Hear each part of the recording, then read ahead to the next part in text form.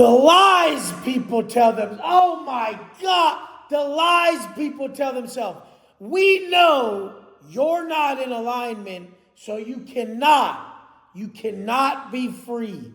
If you fail to align your heart with your truth and universal truths, there is no freedom in your soul. Your spirit is fucking constricted. There's no fucking possible way someone who has not aligned themselves with the truth can be free. But at the moment that you've aligned yourself with the truth, you can be free.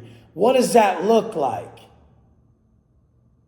Are my actions, thoughts, and energy aligned with the exact life I want and believe I deserve at this moment?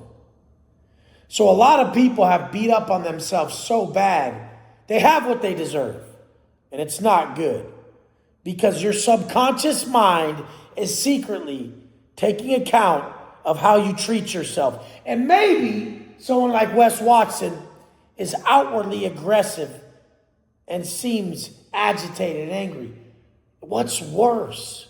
Being agitated and angry that people are not living up to their potential, or being agitated, angry, and massively detrimental towards self with your own self-talk. 99% of people speak to themselves so horribly that they're breaking themselves down every moment.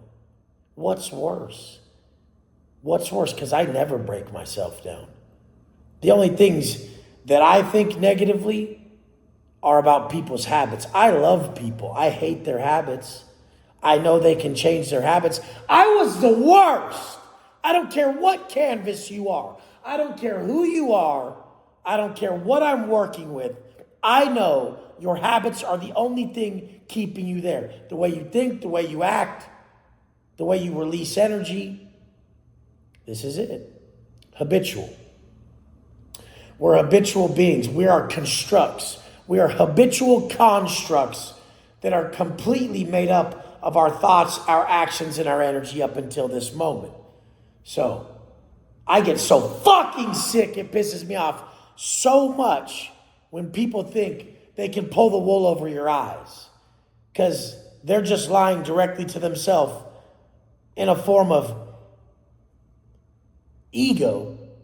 It's the ego. They're lying directly to themselves and to you to say they enjoy their current being because they're failing to do the work, because they don't want to have to admit and change their habits. They are so attached to their habits, they would rather lose. They would rather lose in life than do the work to change their fucking daily habits. It's sickening.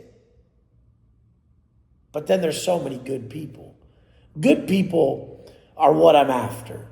I've always been after good people. That's always been what saved me from the bad parts of me and the bad people in the world. Bad people aren't necessarily anything other than low frequency individuals. Low frequency can be seen as the devil. High frequency can be seen as Christ consciousness and Christ energy. And low frequency can be seen as demonic. Low frequency individuals seem possessed.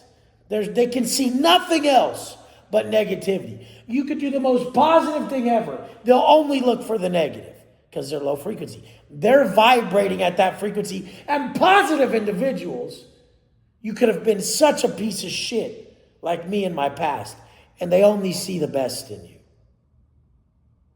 Which one are you? Which place do you currently reside? Because I can't say which one are you, because we're all operating at different frequencies, high and low frequency. And then when you break down the chart, we go into things like enlightenment, love, acceptance. Then we get into the lower frequency emotions, anger, desire, guilt, shame. Shame is the bottom. Desire is a lower frequency state than anger. And if I love my anger, is it high frequency? Do I use it correctly then, if I love it? If I'm not adverse to feeling something supposedly so negative, is it then positive? I live in a place of massive contemplation. I sit here most of my day. I show you all the way I travel from point A to point B, but that's just because I deserve elevation deep within my core. I know I deserve certain things. So I travel from point A to point B in a certain way, and I live in certain surroundings because I know I'm a king in my heart and my soul because of how I've operated and my intentions, mainly how I've operated only because the intention of the operation was to help others. So it would mean nothing if how I've operated was solely to boost me. Like a bodybuilder who only sees how much more ripped he can get, so you could look at him and watch his bench press and watch how ripped he is. That's not the same as someone who gets in great shape to say, hey, let me show you how to do this. You'll feel better. I only think about others. Sometimes I almost wish that I could just have everything taken, everything wiped out. The worst thing happened to me so I could prove that I could get it all back. But then I think, why do I even need it back? What if I could prove that with nothing, you could sense no deviation in my frequency? That all this is gone and you see Wes stripped down to nothing. And you can't tell that he's even missing it. You can't tell he even desires anything different than the moment.